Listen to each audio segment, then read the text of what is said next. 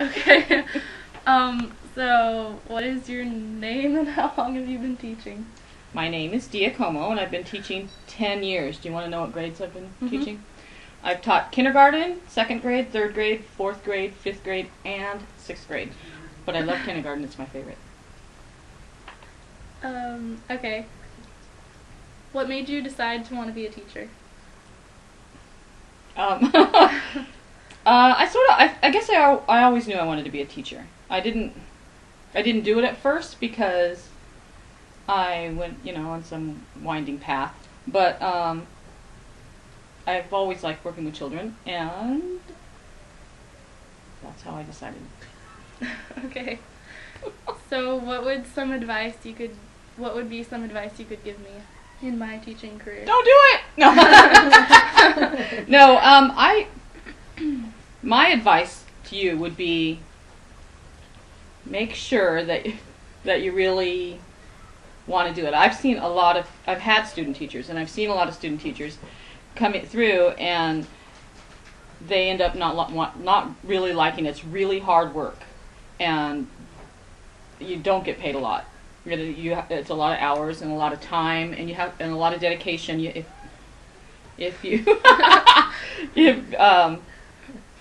If it's not something you love doing, I really believe this. If it's not something you love doing, then you shouldn't do it. And Okay. It's one of those kind of jobs that, you can do any job, but it's one of the kind of jobs that if you don't really love it, do something else. It's much easier. Okay. So why did you choose teaching in a public school?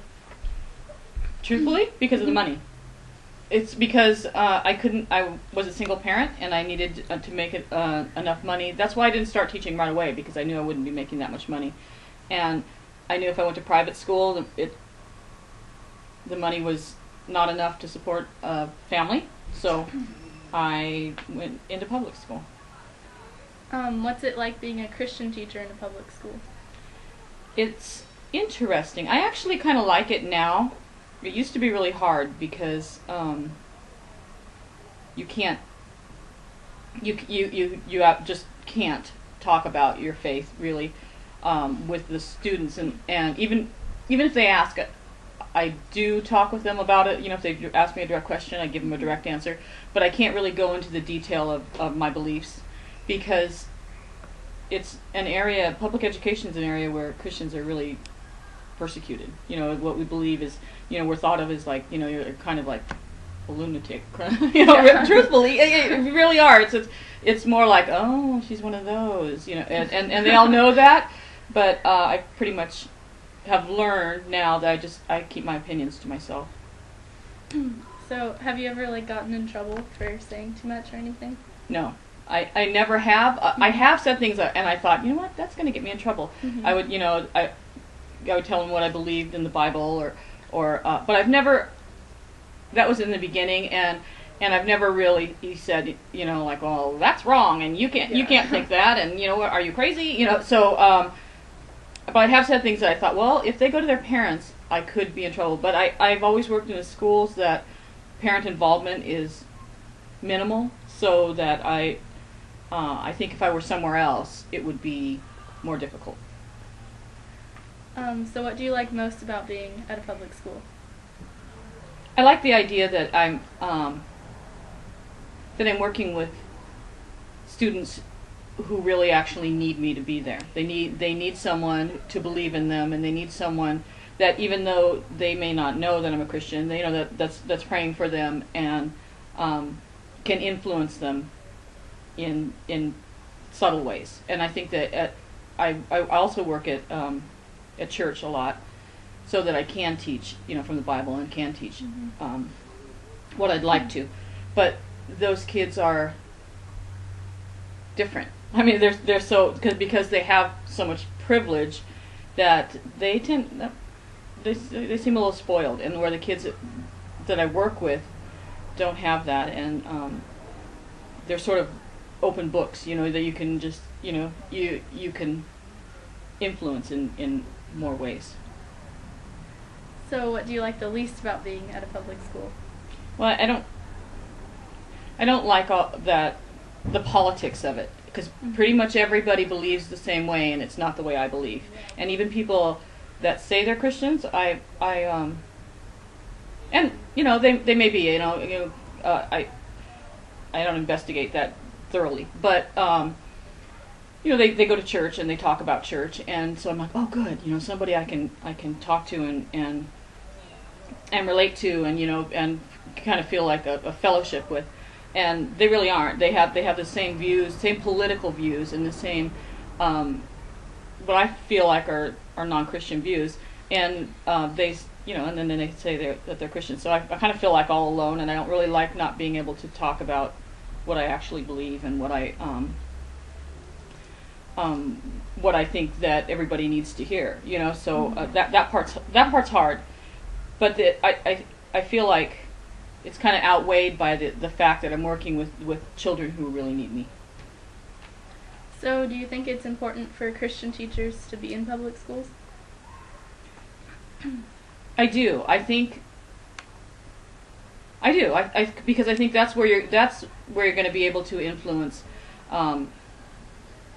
children who don't know Christ, and they do really need to hear. But and maybe they're only seeing you in a way that you're not specifically telling them. You're not saying like you need to give your life to Christ, but you are doing things. You're showing them by modeling your behavior and the way that you treat them, and you may be the person that they go to. They think of later when they're in trouble, and I know that even though no one there believes, they do say whenever there's trouble, they'll come to me and they say, will you pray for us, or they ask for advice, and so I think it is important for Christians to be in public school.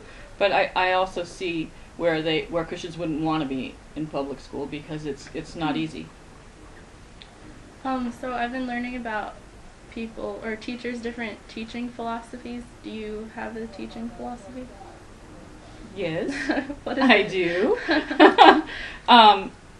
My philosophy, we call it a vision, and my vision is for all students to achieve, and I believe that all students are capable of achieving, and if I really and I believe all teachers can help students achieve, and I feel like if you don't really want to do that, if you're not really ready for that hard work, then that you shouldn't do it. I'm trying to think about all the rest of my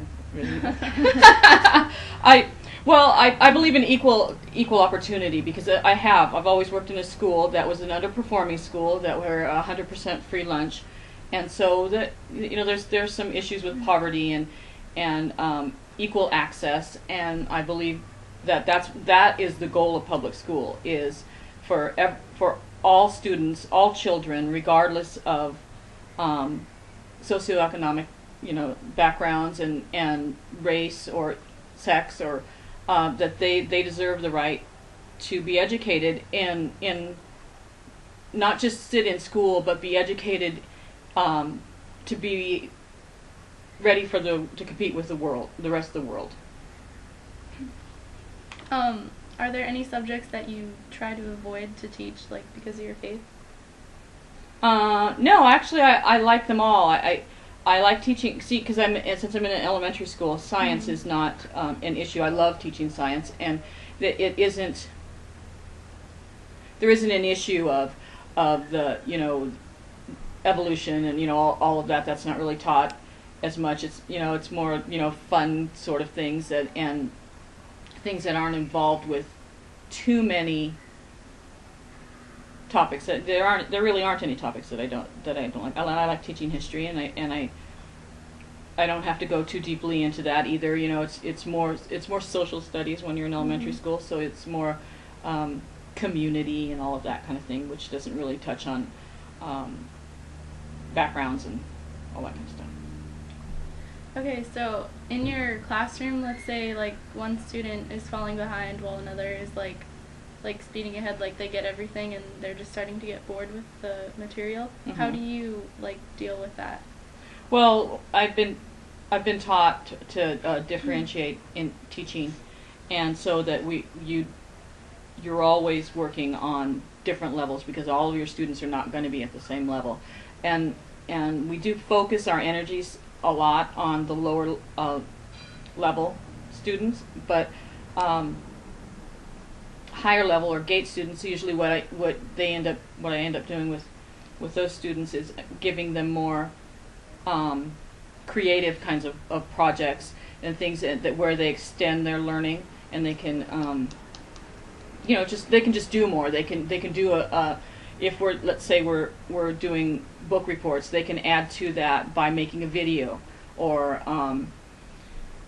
writing a play, or doing something to extend their learning. While the other students are probably sitting in a small group, and they're getting more directed teaching specifically from me, and where the higher students are probably more on student driven activities rather than teacher driven activities. And of course you partner them up so that they can work with other students and lead other students. So is that also how you teach everyone, because everyone learns differently? You do a lot. I believe in the 2 with 5 philosophy of you teach a whole group, and then you can teach teach with the students, and so that you can see where students are, so that a lot of shared activities, shared reading, shared writing, and shared math activities, and then as you check in with the students and find out where they are, then you can pull small groups and work with either individuals or in a small group setting if they have like needs. And of course you teach reading. You have to teach reading that way in a small group setting, because definitely everyone doesn't learn reading in the same way. Okay, I think that's it. Anything else you want to say? I love Michelle. She's very wonderful and cute. Okay.